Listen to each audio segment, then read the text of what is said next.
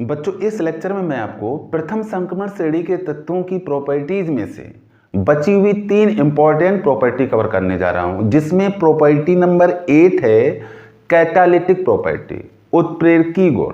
Property number 9 अंतराकाशी यौगिकों का निर्माण, फॉर्मेशन ऑफ इंटरस्टिशियल कंपाउंड्स। और प्रॉपर्टी नंबर 10 है फॉर्मेशन ऑफ एलॉय, मिश्र धातुओं का निर्माण। तो बच्चों आप अपनी कॉपी और पेन के साथ रेडी हो जाइए मेरे साथ इस चैप्टर के नोट्स तैयार करने के लिए। तो ठीक है बच्चों, स्टार्ट करते हैं। प्रॉपर्टी नंबर 8 कैटालिटिक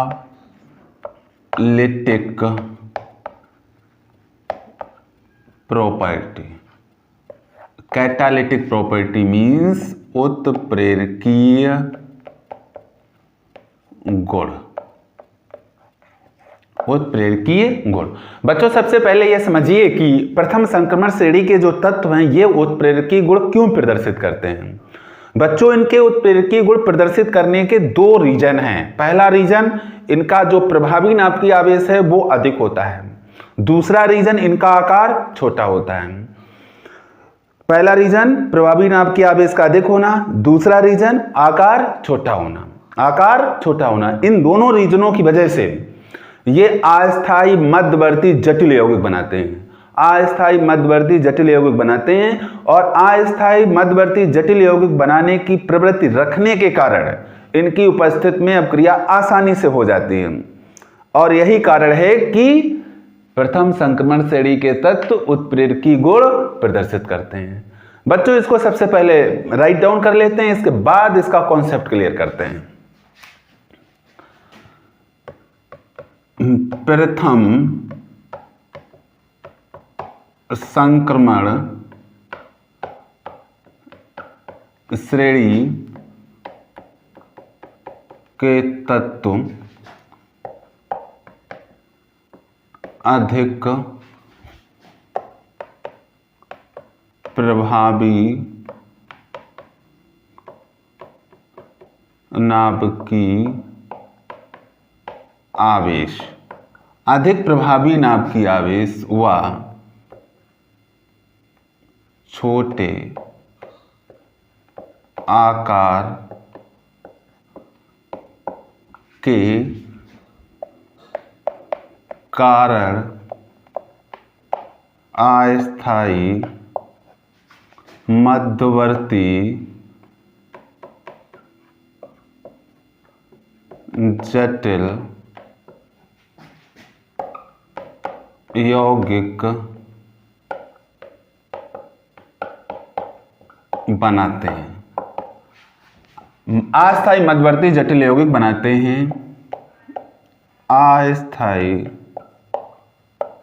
मध्यवर्ती जटिल यौगिक बनाने के कारण इनकी उपस्थिति में अपक्रिया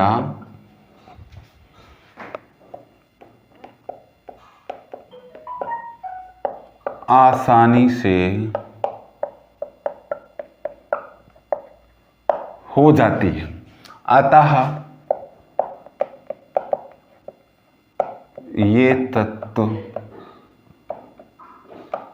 उत्प्रेरकीय गुण प्रदर्शित करते हैं।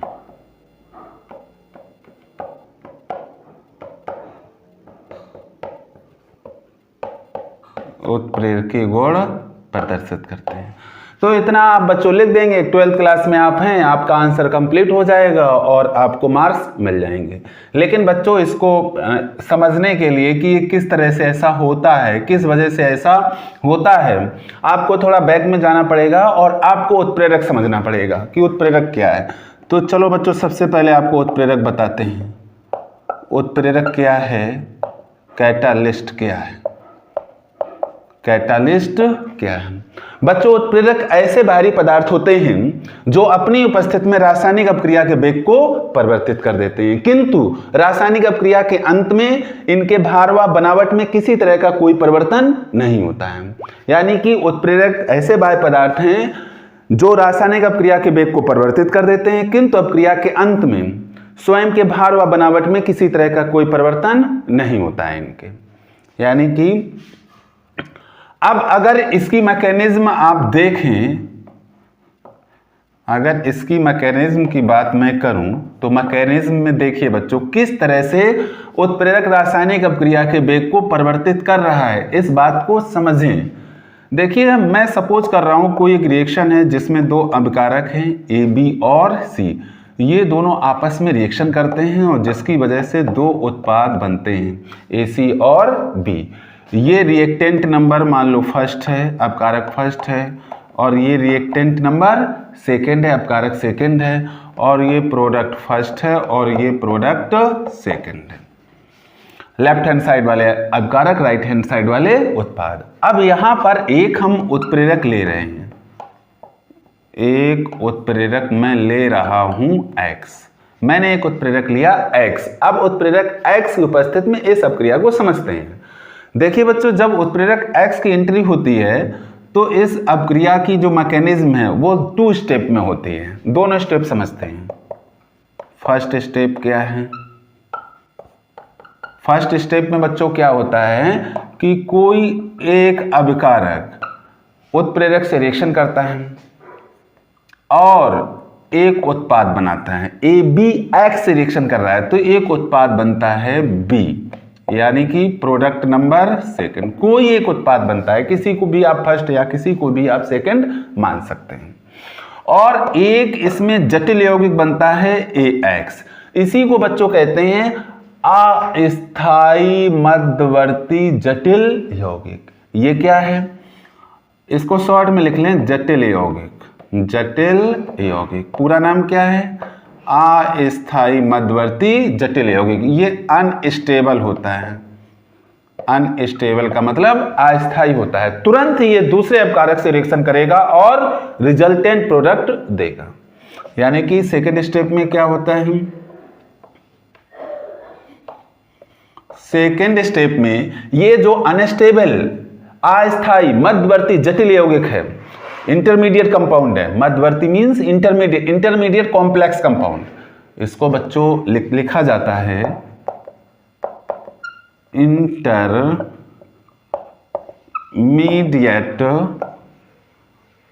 कॉम्प्लेक्स कंपाउंड, मध्यवर्ती जटिल यौगिक। जो बच्चे इंग्लिश में इंटरेस्ट रखते हैं और केमिस्ट्री को बहुत अच्छा बनाना चाहते हैं वो इंग्लिश वर्जन भी साथ साथ समझते चलें।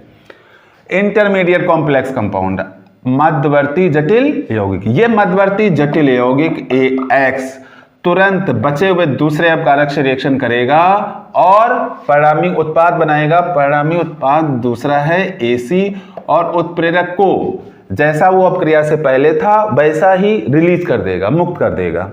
यानी कि यहां आप देख रहे हैं उत्प्रेरक जैसा पहले था वैसे ही बाद में रिलीज हो रहा है। तो उत्प्रेरक के भार व बनावट में किसी तरह का कोई परिवर्तन नहीं होता है। ये है प्रोडक्ट नंबर फर्स्ट।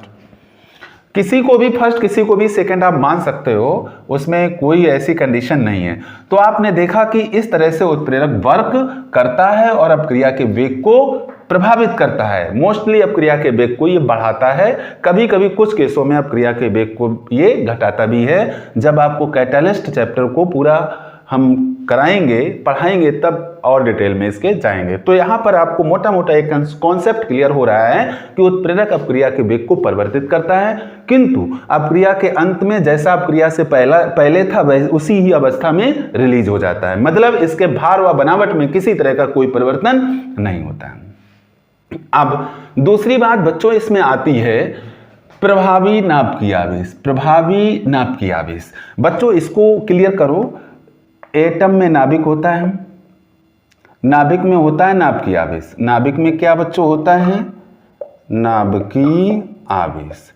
नाभिक में होता है नाभिकीय आवेश और इसके आसपास होती हैं सेल, इसके आसपास क्या होती हैं? सेल, कोष होते हैं। मान लो हमने सपोज किया ये बाहरी कोष है, इसमें इलेक्ट्रॉन है, तो सिंपल सी बात है कि ये नाभिक अपने नाभिकीय आवेश से इस बाहरी कोष के इलेक्ट्रॉन को अपनी ओर अट्रैक्ट करेगा। लेकिन बच्चों इस बाहरी कोष के इलेक्ट्रॉन और इस नाभिक के बीच में अंदर वाली भी कोषें हैं, आंतरिक कोषें हैं, उनमें भी इलेक्ट्रॉन है। तो वो इलेक्ट्रॉन क्या काम करते हैं? इस नाभिक के इस इलेक्ट्रॉन पर अट्रैक्शन फोर्स को कुछ कम कर देते हैं। क्यों? क्योंकि वो इलेक्ट्रॉन इन दोनों के बीच में पर्दे की तरह काम करते हैं, स्क्रीन की तरह काम करते हैं। किसकी तरह काम करते हैं? स्क्रीन की तरह। आपने 11th में पढ़ा होगा स्क्रीनिंग इफेक्ट, इसी को स्क्रीनिंग इफेक्ट कहते हैं, जिस वजह से ये जो नाभिक का आवेश है ये इस इलेक्ट्रॉन पर पूरी तरह से प्रभाव नहीं डाल पाता। यानी कि आप इसको ऐसे कह सकते हो कि इस नाभिकीय आवेश का पूरा भाग इस इलेक्ट्रॉन पर प्रभाव नहीं डाल पाता है, कुछ भाग कम हो जाता है, कुछ भाग कम हो जाता है, और जितना भाग इस बाह्य कोष के इलेक्ट्रॉन पर प्रभाव डालता है उसी को हम कहते हैं प्रभावी नाभिकीय आवेश। यानी कि नाभिकीय आवेश का वह भाग जो बाह्य कोष के इलेक्ट्रॉन पर प्रभाव डालता है प्रभावी नाभिकीय आवेश कहलाता है। नाभिकीय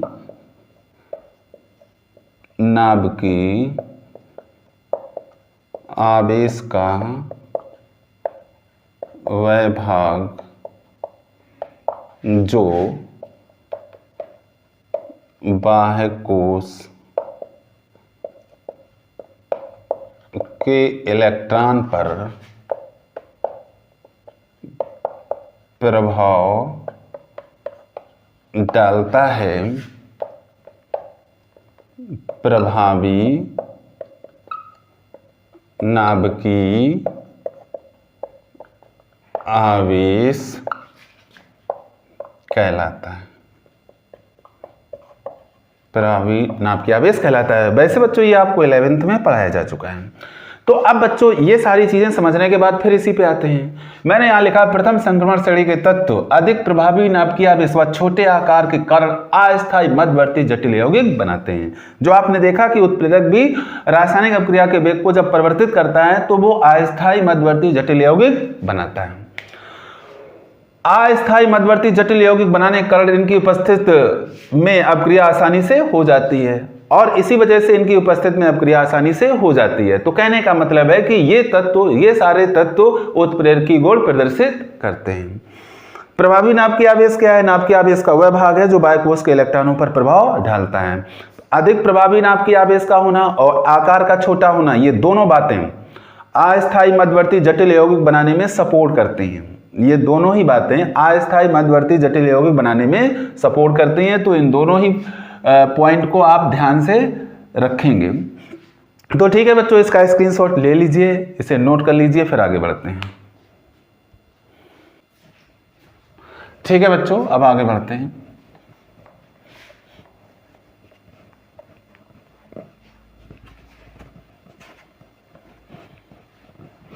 प्रॉपर्टी नंबर 9, फॉर्मेशन ऑफ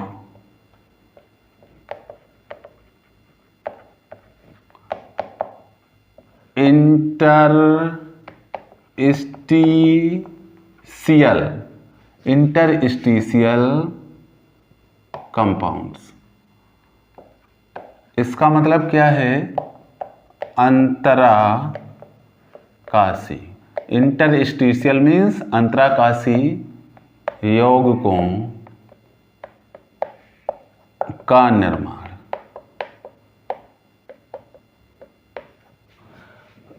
बच्चों इस अंतराकाशी यौगिकों का निर्माण कैसे होता है? बच्चों इसको आप ऐसे समझो कि जो प्रथम संक्रमण श्रेणी के तत्व होते हैं इनके क्रिस्टल जालक में जो रिक्त स्थान होते हैं, उन रिक्त स्थानों में जब कम त्रिज्या और छोटे आकार के जो अधातु परमाणु होते हैं, कम त्रिज्या व छोटे अधातु परमाणु जब उन रिक्त स्थानों में स्थान ग्रहण करते हैं तो जो यौगिक बनते हैं उनको हम कहते हैं अंतराकाशी यौगिक। आप इसको ऐसे समझो कि प्रथम संक्रमण श्रेणी के तत्वों के क्रिस्टल जालक के रिक्त स्थानों में कम त्रिज्या व छोटे अधातु परमाणुओं द्वारा स्थान ग्रहण करने पर अंतराकाशी यौगिकों का निर्माण होता है। और बच्चों इनकी खास बात क्या है, इन अंतराकाशी यौगिकों में धातु और अधातु परमाणुओं के बीच में कोई बॉन्ड निश्चित नहीं होता है, कोई बॉन्ड निश्चित नहीं होता है। इसी वजह से अंतराकाशी यौगिकों को ना ही हम आयनिक यौगिक कह सकते हैं और ना ही सहसंयोजक यौगिक कह सकते हैं। अब बच्चों इसको जरा राइट डाउन कर लेते हैं, फिर आगे बढ़ते हैं।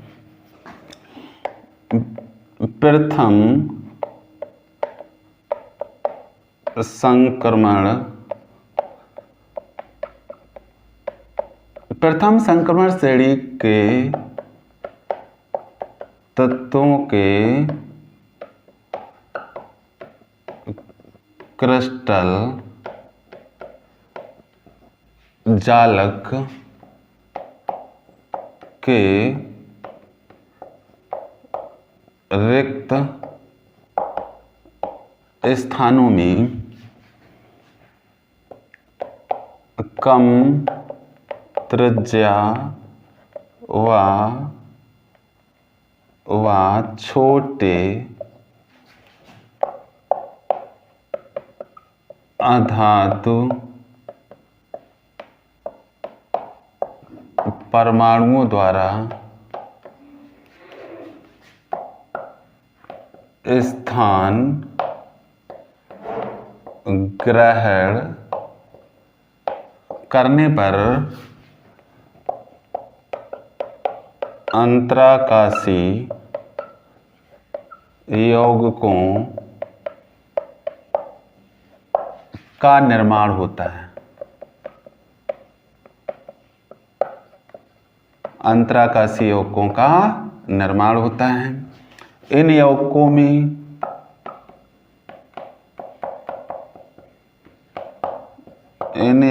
में धातु व अधातु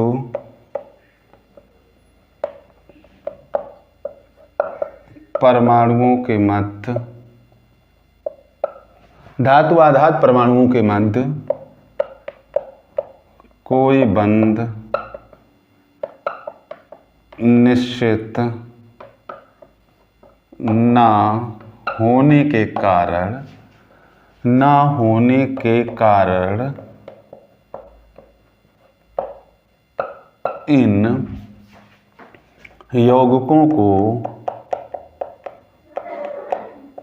इन यौगिकों को ना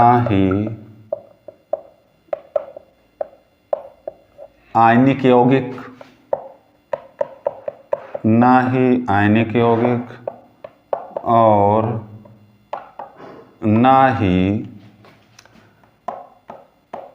सहसंयोजक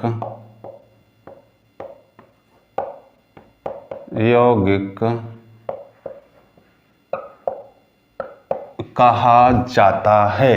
ना ही इनको आयनिक यौगिक कहते हैं और ना ही इनको सहसंयोजक यौगिक कहते हैं। ये तो बात बच्चों हो गई। अगर ये प्रॉपर्टी आती है तो आप ये वर्ड लिख देंगे, आपका काम हो जाएगा।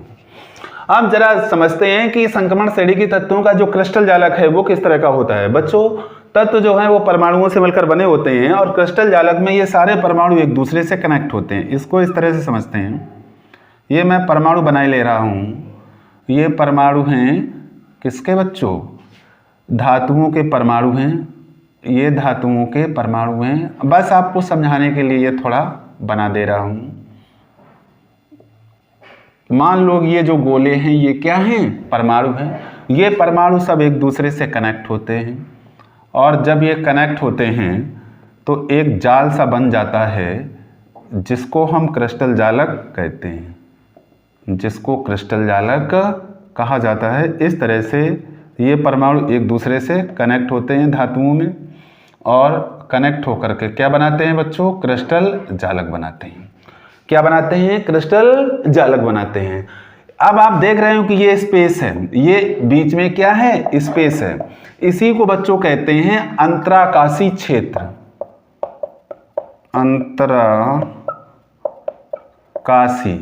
अंतराकाशी क्षेत्र या अंतराकाशी स्थान। अब इन स्थानों में क्या होता है, अधातु परमाणु स्थान ग्रहण करते हैं। कौन आ जाते हैं, अधातु परमाणु।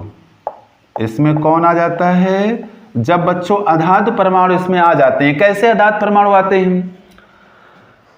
रिक्त स्थानों में कम त्रिज्या व छोटे अधातु परमाणु, कम त्रिज्या और छोटे अधातु परमाणु जब इनमें स्थान ग्रहण कर लेते हैं तो अंतराकाशीय यौगिकों का निर्माण हो जाता है। इनको अंतराकाशीय यौगिक क्यों कहते हैं? क्योंकि बीच का जो स्थान है उसको अंतराकाशीय स्थान कहते हैं। इसीलिए इन स्थानों में जब अधातु परमाणु आ जाते हैं, छोटी त्रिज्या के स्थान ग्रहण कर लेते हैं, तो जो यौगिक बन जाता है उसको अंतराकाशीय यौगिक कहते हैं।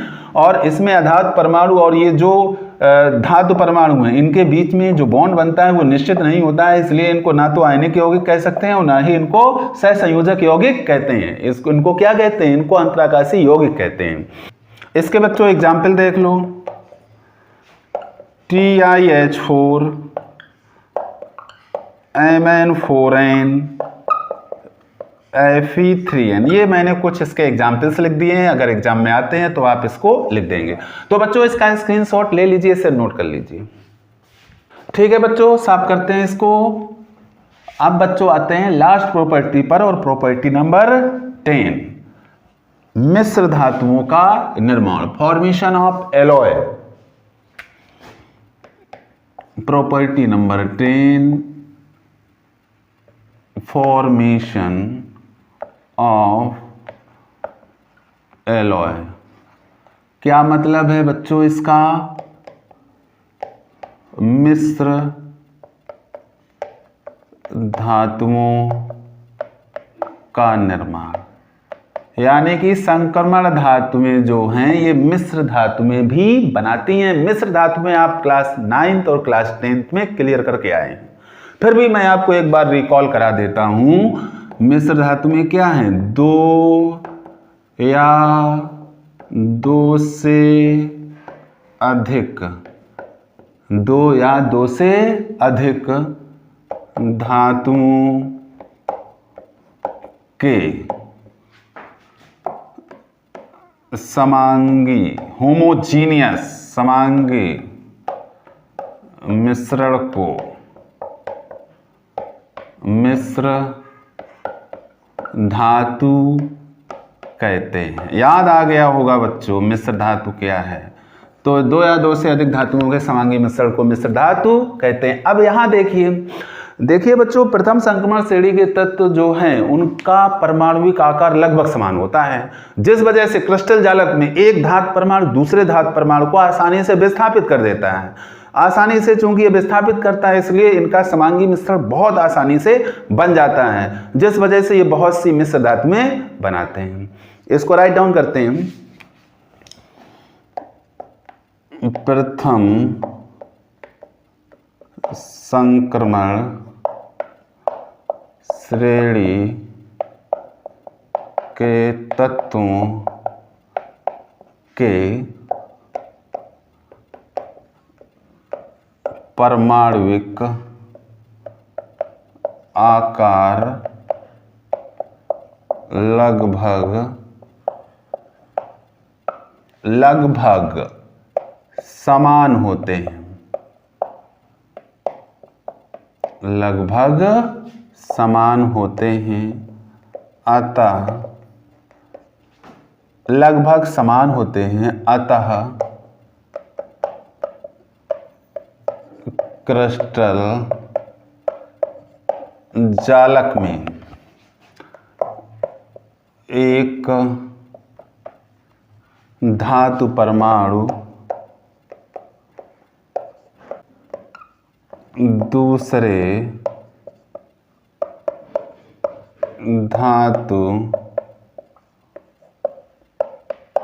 परमाणु को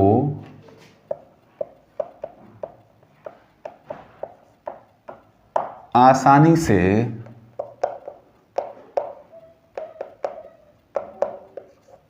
विस्थापित कर देता है, जिस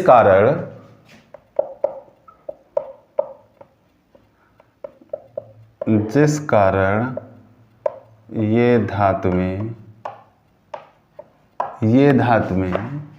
बहुत सी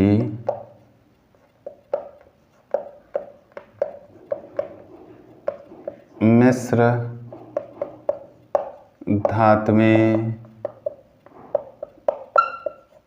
बनाती हैं।